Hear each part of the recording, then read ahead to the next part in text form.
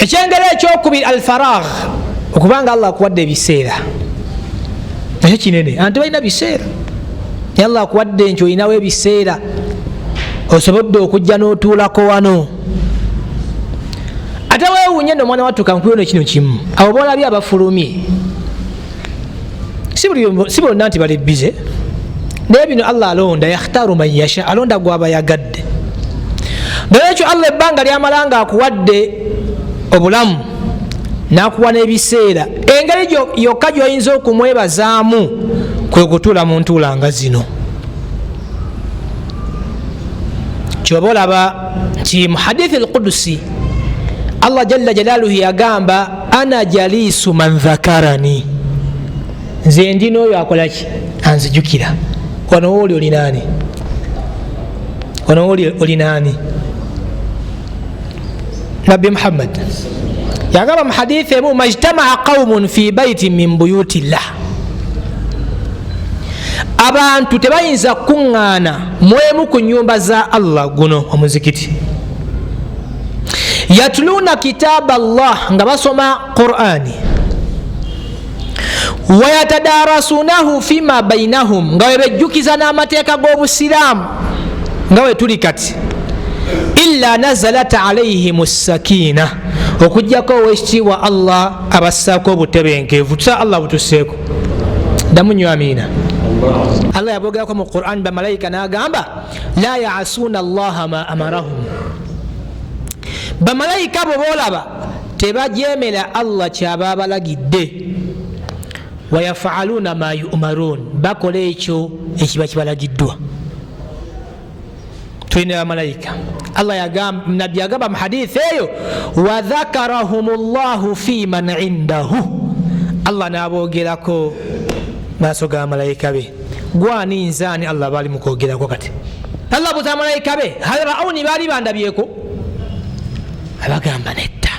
Malayika, Allah buza malayika, kaifa law rauni, kyali badde kyasenga bali bandabyeko, lakanu ashaddu laka tasbihan, balidiriza nnyo okutendereza n'okusuuta n'okuwaana. Allah abuuza malayika be kiki bansaba, yasalunaka aljanna, bakusaba jjana, baali bagirabyeko nti nedda.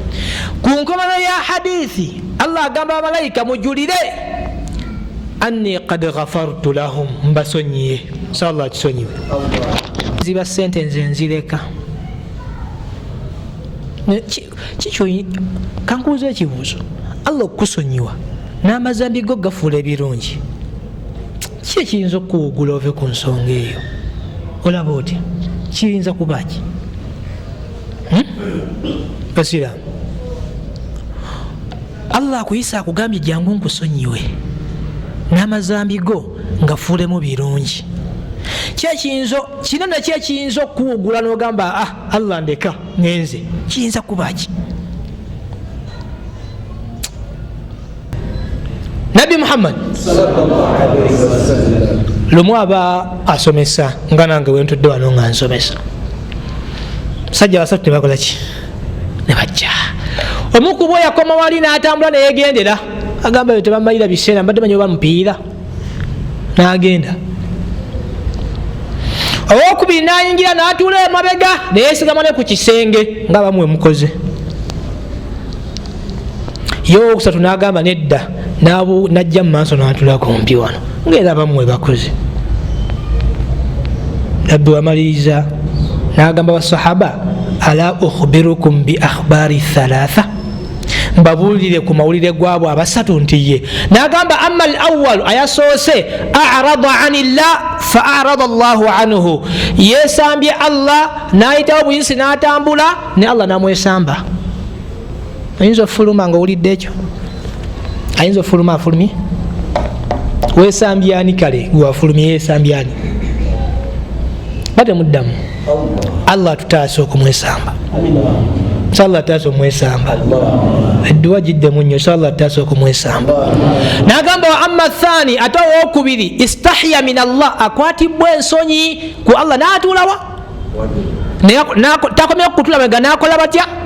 Sigamba gwe anedda ngamba njuku kyafaayo, naye sigamba n'okukola ki? Siri ku ggwe, ngamba kyafayo ndekya nabbi Muhammad sallallahu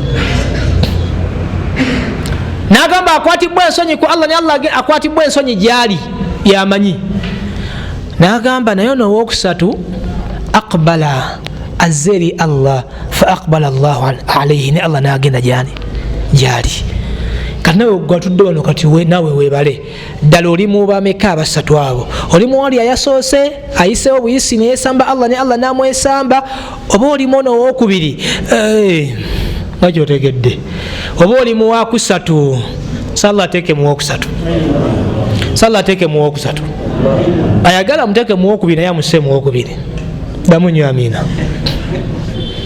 bwatyo bwebityo abantu webasingana mu madaala ng'obiraba bwotyo gwe nolaba kutuula mayiga ne weesigama nolowooza nti wenkanankana asembedde wano mu maaso abada tekisoboka Muhammad okusalira nabbi mu lwatu ne bagamba mbu bida kyekizibu kyemwafuna nabbi Muhammad yagamba mu hadithi emu nti ahabu lbiladi ila llah masajidiha ebifo Allah byasinga okwagala gyemizikiti gwosinga kwagala ki enyumba yo n'omuzikiti kikyosinga okwagala tya Allah oli muzikiti enyumba yo n'omuzikiti kikyosinga okwagala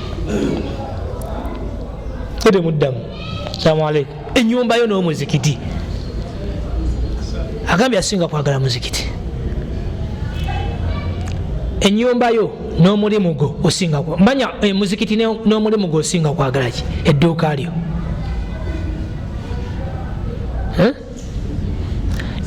ekinalaga nti osinga kwagala muzikiti byebiseera bye bisinga okuba nti oyimalawa naye ebiseera bisinga oba nga obimala bweru wa muzikiti kitegeeza gyomala ebiseera bye bisinga obungi gyosinga okolaki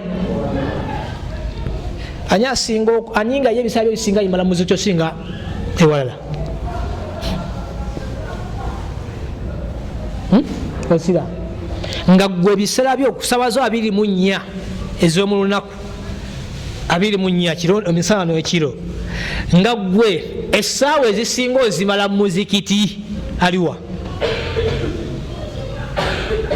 ate mugambe mumusinga kwagala mizikiti yosinga ewammwe n'okusinga emirimu gyammwe Allah nabbi agambye ahabu lbiladi ila llah ebifo Allah byasinga okwagala gyemizikiti wa abghadu lbiladi ila llah ate nebifo Allah byasinga obutagala aswaqaha butale maduuka galaji nebigo mutuluba eryo kyokka ate ffe kisinga okolaki era akabonero akalaga nti ekisinga okwagala yensonga lwaki ekisinga okubeera abamu kuffe ettuuka ne ku ddaala ne baazina n'okwazina n'osigalayo olinda amala okukima eswala namala okima eswala nogamba kasaba kyasala nagenda kulaka esembayo namala nosala nogamba kaseesa kiswala kyakolaki nekigwako nogamba nazigatta bangi mumwe ova ku mulimu n'okomawo okuyisha n'osala talawiya zuhuri asiri magaribi zonna nozigatta kuyisha novawo nogamba nze omuzikiti kwenfiira saba Allah atuteekemu abo abagoberera Muhammad saba Allah atuteekemu abo abayitiriza okusalira Muhammad tusaba Allah atuteeke ku nnaku lw'eqiyama wansi wa bendera ya nabbi Muhammad tusaba Allah ku nnaku lw'eqiyama atuteekemu abo abagenda okunywa mu luzzi lwa nabbi Muhammad tusaba Allah ku nnaku lw'eqiyama atuteekemu abo abagenda oyingira ejjana naani ne nabbi Muhammad